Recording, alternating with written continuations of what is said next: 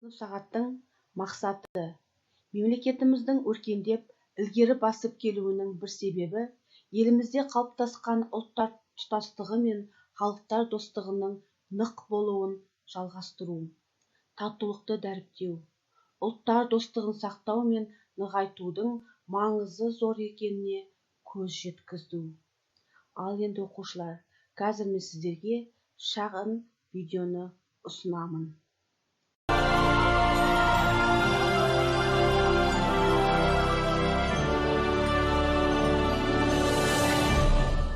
Бірінші мамыр ынтымақ бірлік күні балалар, иә? Бұны барлығымыз білеміз. Бұл күні Қазақстанда Қазақстан өте қонақжай ел. Біз бәріміз қонақ келсе қуанамыз. Біз әр ұлттың салт-дәстүрін, ұлттық тағамын және дінін құрметтейтін қазақпыз. Сол себепті жыл сайын 1 мамыр ұлтаралық бірлік күнін тойлаймыз. Қазақстанда 130-дан аса ұлт өкілдері тұрады. Олар менің көршім, сыныптасым, бауырым. Бізге шетелден көптеген туристер келеді. Оларға біздің табиғатымыз, татулығымыз ұнайды. Өйткені Қазақстан ерекше мемлекет. Байлықтың ең үлкені ол. Қазақстан көп ұлтты мемлекет. Қазақстанда қазақтар, орыстар, ұйғырлар, өзбектер, корейлер, украиндар, дүнгендер және де басқа ұлт өкілдері тұрады. Олар өздерінің осындай кең байтақ қазақ жерінде өмір сүріп жатқандарына қанша жыл өтсе де қазақ халқының осынша кең пейіл, қонақжай екендігіне көз жеткізді. Олар өз елдерінде болмаса да қазақтардың елін елім деп, жерін жерім деп құрметтеп, үлкен үлгі отбасының кейпін көрсетуде. Әлем халықтарының мұндай көп ұлттан құралған мемлекетте осыншалық тату-тәтті, бейбітшілікте өмір сүріп отырғандығы біздің елдің арқасы. Және олар мұны жақсы біледі, құрметтері шексіз екендіктерін білдіреді. Қазақстанда 130-ға жуық ұлт өкілдері тұрады. Олардың ішінде ең көп санды орыстар 30%, украиндар 3,7%, өзбектер 2,5%-ды құрайды. Адам санының өсімі мен дамуы жағынан Қазақстан Біріккен ұлттар ұйымына да мүше мемлекеттер қатарында да қомақты орын алады. Біздің еліміз ынтымағы жарасқан, бірлігі нығайған үлгілі елдердің біріне айналды. Қазақ әрқашанда бір жеңнен қол шығарып, бір жағадан бас шығарған, қиындықты бірге бөлісіп, қандай жағдайда өздерінің бірліктерін көрсетіп келеді. Бірлігі жарасқан елдің болашағы жарқын болады дегендей, мына мақалдардың жауаптарын шешіп көріңдер. Қазақта бірлік болмай тірлік болмайды деген ұлағатты ұғым бар.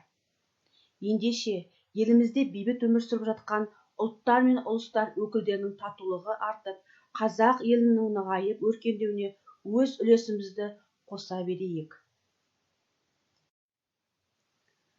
Мына бір аңызға тоқталайын.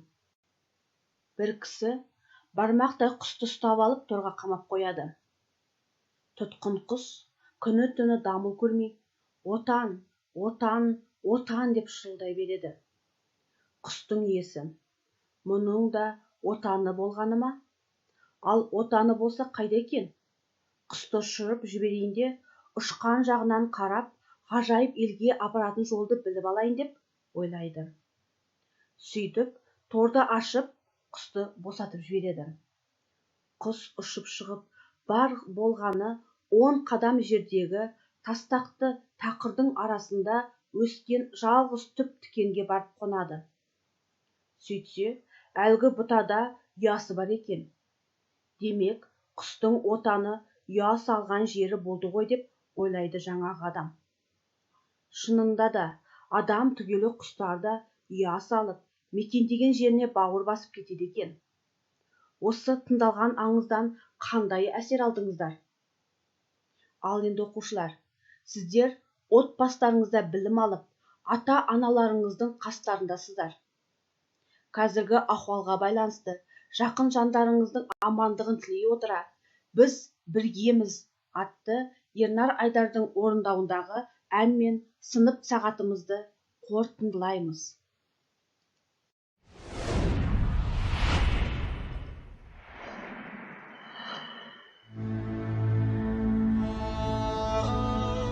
Өткереді не зұлмат құйында адам, елім аман болсыншы, үйім даман.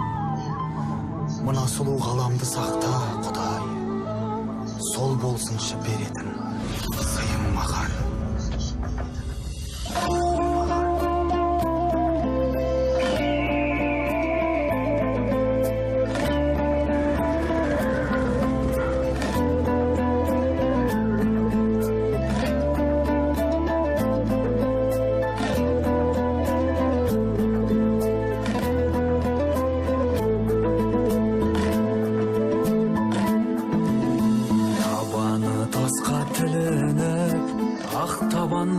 Шобырып, маңдайы тасқа ұрылып, жабанда қалып қырылып, қанша рет өліп көрдік біз, қанша рет келдік тіріліп, бәрінде жеңген қазағым, жұдырық болып жұмылып. Қамалдай беріп іргеміз, жетсек те ай мен күнге біз, қаны бір туған туыспыз, жаны бір жақын біргеміз. Жаратқан берген жүлдеміз, бабадан қалған бұл негіз. Дамылсыз дауыл соқса да, әрқашанда біз біргеміз. Дамылсыз дауыл соқса да, әрқашанда біз біргеміз.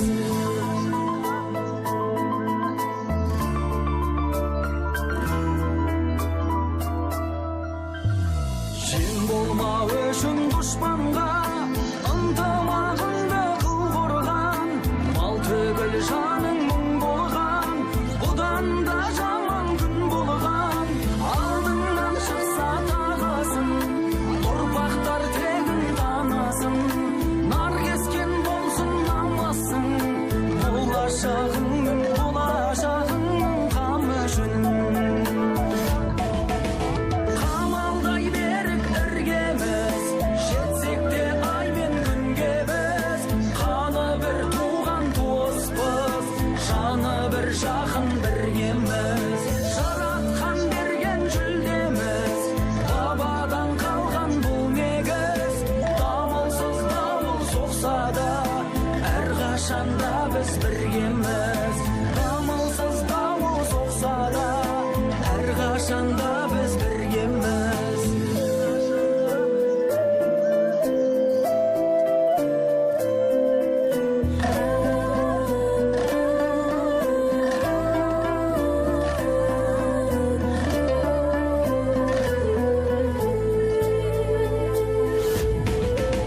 Қамалдай берік іргеміз, жетсек те ай мен күнге біз, қаны бір туған туыспыз, жаны бір жақын біргеміз. Жаратқан берген жүлдеміз, бабадан қалған бұл негіз. Дамылсыз дауыл соқса да, әрқашанда біз біргеміз. Дамылсыз дауыл соқса да, әрқашанда біз біргеміз. Біз бұл қиындықты да еңсереміз. Ең бастысы біргеміз, үйдеміз.